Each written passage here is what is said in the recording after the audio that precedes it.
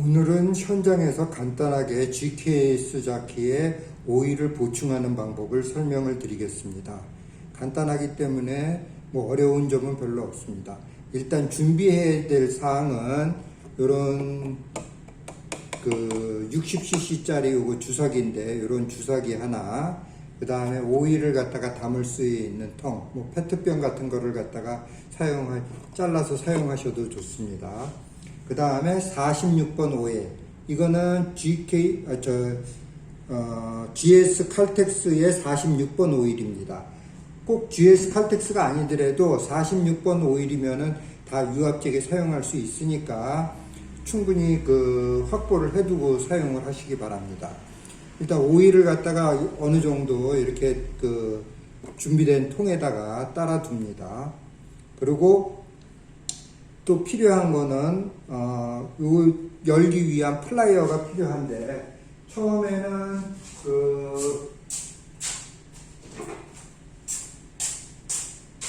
꽉 끼워져 있으면은 요런 플라이어 같은 걸로 돌려갖고 이렇게 빼줍니다. 공기구멍 에어코크라고 하는 건데, 오일을 갖다 추가로 보충하고 할 때 쓰는 구멍입니다. 요 사이로 공기가 빠져나오는데, 이 유압적의 원리는 요 탱크 안에 오일을 갖다 가득 채우는 것이 아니라 위로부터 25mm 정도는 공기층이 반드시 있어야 됩니다. 그래서 오일을 가득 채우고서 오일을 25mm만큼 빼주는 간단 작업을 갖다가 한번 해보겠습니다. 현장에서는 이런 식으로 작업하면은 사용하기가 편리합니다. 왜 오일을 갖다가 이제 보충해야 되는 하는 거는, 오일이 이제 사용하다 보면은 이제 줄어들게 되는데, 정기적으로 한 6개월에서 한 1년 정도에 한 번 정도는 체크하셔갖고 오일이 부족하지 않게 해주셔야 됩니다. 오일이 부족한 경우에 발생할 수 있는 거로는 힘이 떨어져갖고 제대로 이게 올리지 못하는 그런 경우가 생기기 때문에 정기적으로 체크를 해주시기 바랍니다.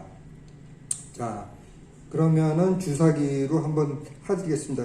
사용할 때는 이 실린더가 밑에까지 다 내려간 상태, 그러니까 최초의 바닥에서 시작하는 그 높이까지 다 내려주신 다음에 이 오일을 갖다가 측정을 하셔야 됩니다.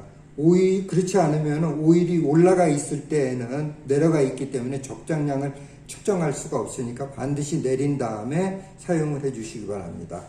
그리고 주사기를 갖다가 이렇게 넣어서 한번 체크를 해 봅니다. 그러면은 오일이 부족하면은 나오는 게 없겠죠. 이렇게 나오는 게 없습니다.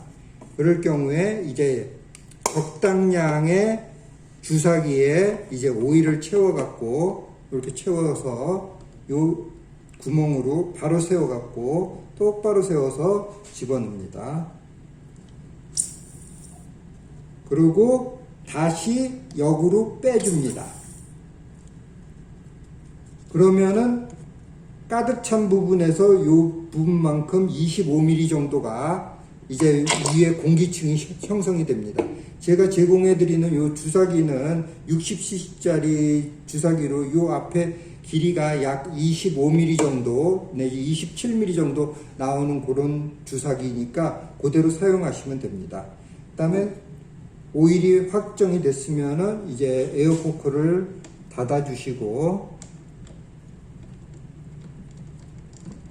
이렇게 돌려서 닫아 주시고,